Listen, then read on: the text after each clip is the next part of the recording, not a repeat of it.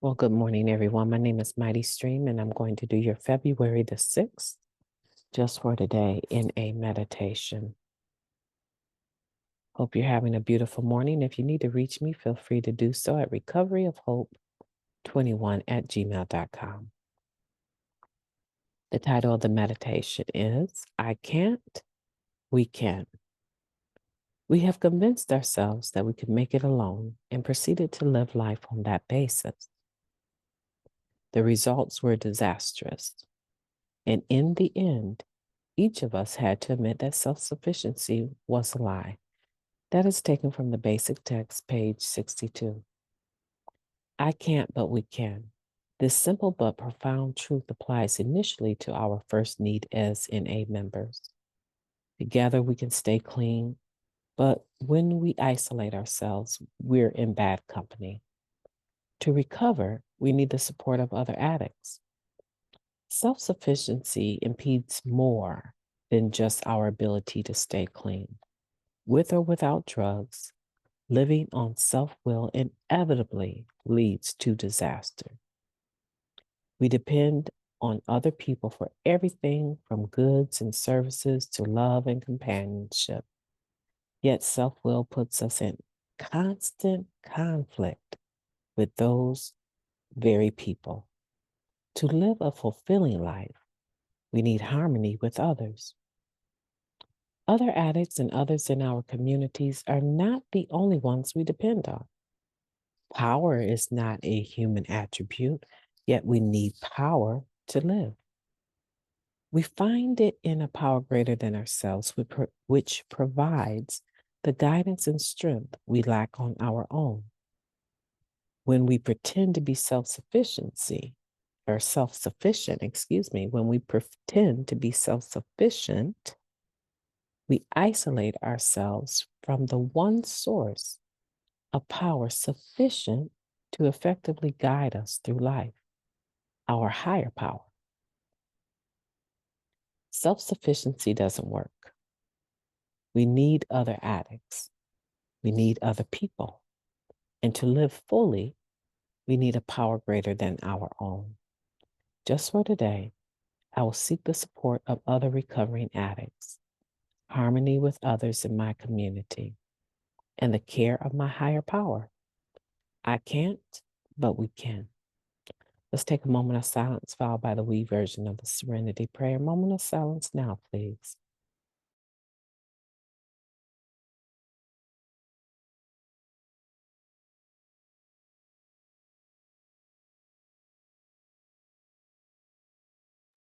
Thank you.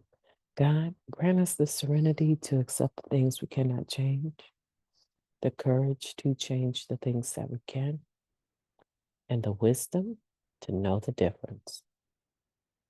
Just for today, please and thank you. So we see here where the conversation or the quote or the cliche that we use all the time, self-sufficiency is a lie, comes from. The basic text, page 62. Have you been able to admit that self-sufficiency is a lie? Or are you still of the mindset that self-sufficiency is a lie in increments or in certain situations? And if so, what I want to talk to you about, if you're an individual that you've gone past the fact that you understand I can't, but we can. You understand that this is a we program. You've been able to experience the benefits of community, fellowship, versus the disabling effects of isolation and alienation, just relying on yourself in regards to drug use. Maybe you've gone past that point, and if so, congratulations. However, if you haven't, stay tuned because we're going to get to those initial stages of understanding that everything that you did prior to coming to Narcotics Anonymous to stop using, there must have been a level of self-will there, right? but it didn't sustain you. Otherwise, you wouldn't still be in this process of surrendering yet again. Okay? So I want to be very plain about that. There's a few spectrums on this, but the one I want to talk about first is the individual that has seen the benefit of the Narcotics Anonymous program, the fellowship, and you've been able to surrender to it to some degree. However, you're finding yourself today still leaning into this ideal that you can do it by yourself. Matter of fact, it's a much sweeter success when you do it by yourself and you don't have teamwork and you don't have community and you don't have fellowship and you don't have a sponsor and you don't have meetings. And it's a much sweeter success. And you lean into that. There's a reservation there. Some of the very things that brought you here are operating right now when you think like that. If you compare to how you thought before you got here, compared to this plateau, this place of complacency that you've reached now, thinking that you don't need the fellowship, you don't need sponsorship, you don't need to interact in any kind of way, participate in your recovery because you've reached this semblance of success that you think that you need to have. And it looks better for you to needlessly remain anonymous even with the fellowship.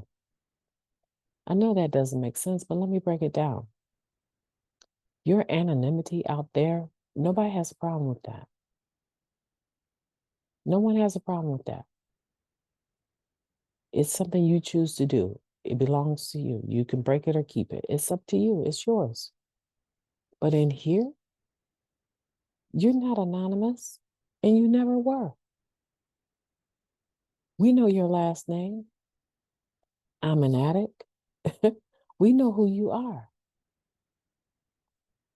And you want to apply this separateness or this isolation or this continuance of saying, I needed you guys before, but I don't need you now, until your butt starts to hang and you run up against a circumstance that is complicated and you can't really handle it on your own. And then you find the rooms again, which is fine. We'd rather have you once a year than not at all, right? But you're needlessly applying this level of anonymity to the very people that you're not supposed to have to be anonymous with. You can come talk to us. We haven't changed. We're the same recovering group of addicts that we were when you first met us. We're going to sit there. We're going to listen to you take your 5-minute share. We're going to try to give you our undivided attention. Some of us are going to nod. Some of us are going to say, right? We're going to rally around you with the most support that we can give you in a nonverbal way. And the majority of us are not going to even display judgment in the slightest sense. And we're going to know before you even share how difficult it is for you to say what you're about to say. We're going to be there for you. I can't, but we can. And we're going to show you that we can. Once again, it doesn't matter that you've been gone 3-4 years. It doesn't matter. You're still here and alive. After the pandemic, so many of us didn't make it back to the rooms. We didn't make it back. We died because of COVID-19. So we're grateful to even see your face, to see that someone that has history with our fellowship in our local areas is still alive and willing to come participate and help us show the newcomer how to recover. Now, moving on to the person that is, for the first time, surrendering to the level where they allow the group, the fellowship, the program, the sponsor, the meetings, right, to be a part of their lives so that they don't have to go it alone. I want to congratulate you, first of all. And I want to tell you, keep coming back. You're welcome here. And there's going to be some days where you're going to be like, I got this.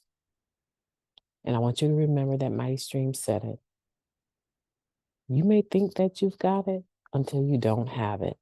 And a lot of times when you figure out that you don't have it, it's too late to do anything to get it. Does that make sense? Yeah. Don't back yourself up into a corner that you can't get out of clean because of pride or embarrassment or shame or guilt. Those are all illusions of your reality. Your reality now is that you have us, right? Your world has changed. The world you were in was isolation, alienation, degradation, humiliation. It was all of those. But the world you have today is the exact opposite. We are here for you. My name is Mighty Stream. I've enjoyed talking to you. I hope that you all have a beautiful day on purpose. Get out there and do something wonderful. Do something in the spirit of goodwill and enjoy your day. I intend to talk to you soon.